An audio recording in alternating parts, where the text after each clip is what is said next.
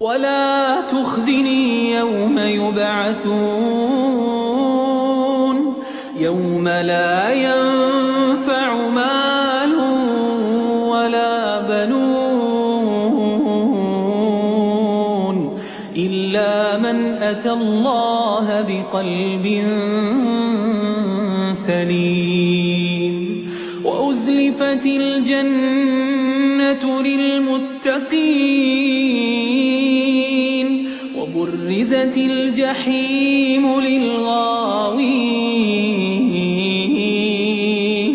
وقيل لهم أين ما كنتم تعبدون من دون الله هل ينصرونكم أو